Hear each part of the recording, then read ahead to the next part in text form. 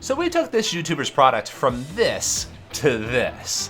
And we're going to tell you the story of how this seemingly simple thing became a lot more of a problem than we thought it was going to be, but ultimately created something way better.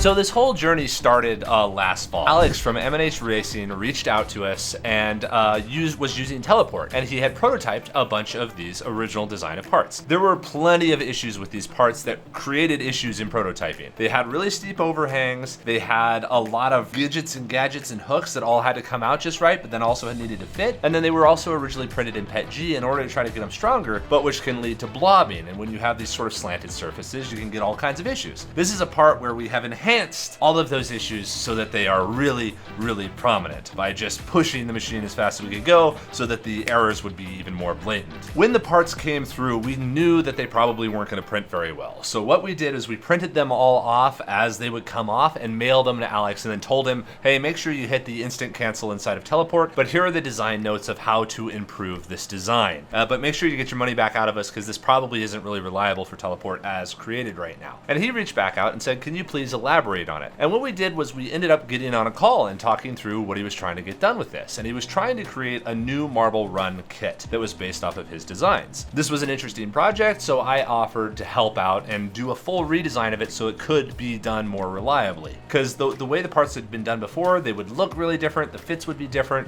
they wouldn't be very reliable for print on demand, so there were just a lot of things that could be done. But that was a cool project, so we were happy to help out in that context. And Alex said, sure, yeah, please, go ahead, do what you want to do. So there were a few basic rules with these parts. Number one, they had to hold together well. They needed to be able to snap together and actually hold a shape so that somebody could actually build a marble run with these. The original design had kind of a hook system for this. We could do whatever we wanted so long as it would still hold together reliably, but like a kid could push it together and pull it back apart again. Next, parts like this needed to be mirrors of each other. You had to have the thumb on the right and then the insert on the left so that you could rotate them like this or turn them about opposite directions. So these turns could be ambidextrous. It could either turn right or it could turn left, so everything could still connect just fine. And of course, we had to match the basic dimensions.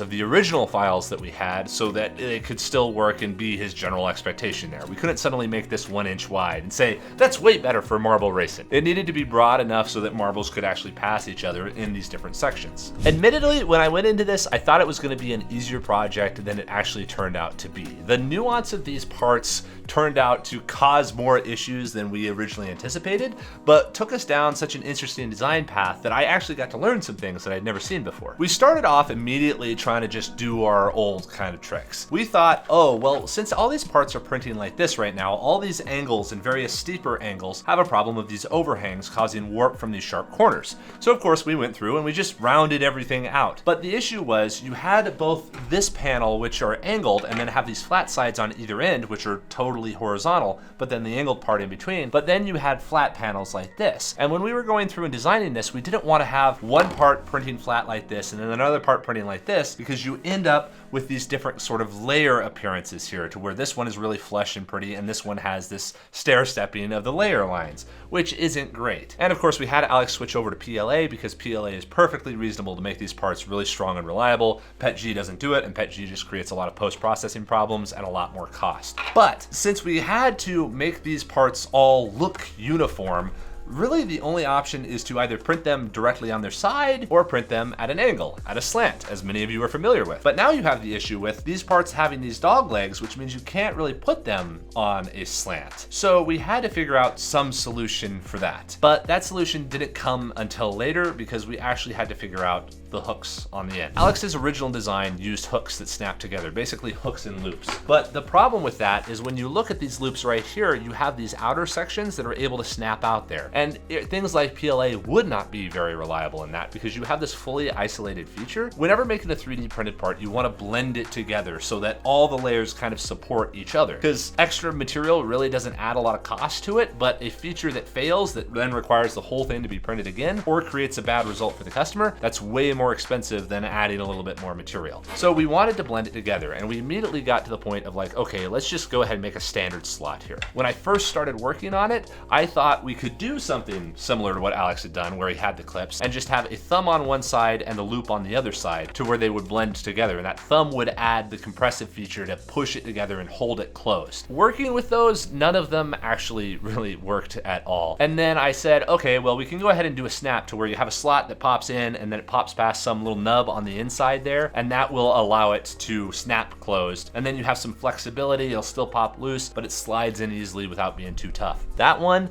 could never quite get the right fit or snap to where it would snap closed, hold reliably, but still be easy to take apart. It was always too strong or too weak, especially with the restrictions that we had. So we ended up messing around with some other ideas. And we ended up, fortunately at the same time, making a SCADIS video, which I recommend watching over here, about how to design SCADIS hooks so they actually work well. And we had a small solution, which was a loop that was able to be pressed through and then just hold. And I realized that loop actually probably would work for this situation.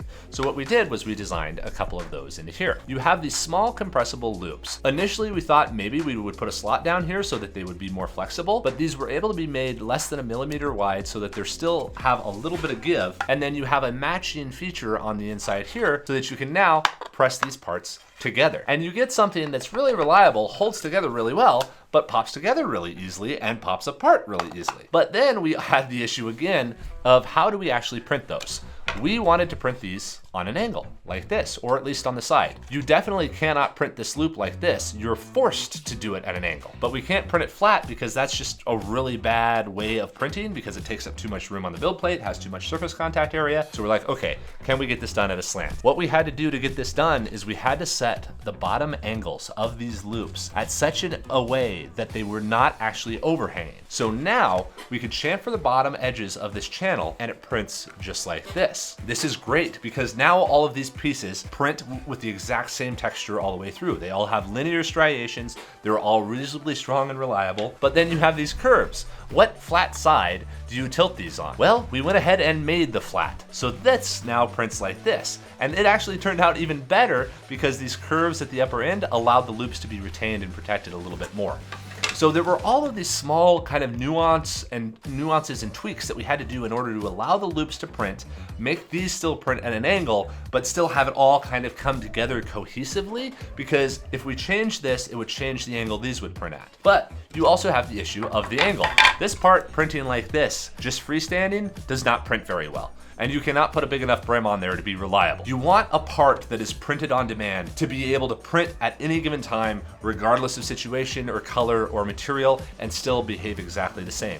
So it has to be a really robust design. So what we did is we added in a support fin. And a support fin is a design support that is a part of the part. It's not separate, it doesn't break away. It is actually embedded in the part. And you can see back here, the little tines that were broken off. One of those support fins is literally has horizontal tines coming off of it that embed straight with the part so that as the nozzle comes along, it comes along, prints the tine, and then prints the fin, and then comes back. It is literally a part of the print, and then it is broken off afterwards. It's not like traditional supports where the piece is resting on it and they don't actually contact. They actually interweave and connect and are a part of the part. This allows these to be stacked up on edge, be really reliable, and ended up requiring zero support. So whereas these original designs required support up underneath here to keep it all going and had all these trees and then need to go sideways and then you end up with deformation anyway because cooling could be off or a layer lands wrong or something else, you end up with this really crisp, tight part that is able to be printed at an angle so that you could get a couple of them on a bed if you really wanted to, and it still creates a really good connecting feature that is robust but still soft and can do everything that you needed it to do. And it just looks beautiful because you go from something that can come out kind of choppy and gross to something that just automatically comes out clean and beautiful every time. And since it's not PETG, you don't have to deal with the stringing or cleanup, so it can be made more cheaply. And of course, throughout the entire design, we did all the basics correctly. We chamfered the bottom, we rounded all the vertical edges, we made sure features, these little snap features, were not thinner than the nozzle themselves so that they could actually print reliably. We made sure there were no overhangs that required support.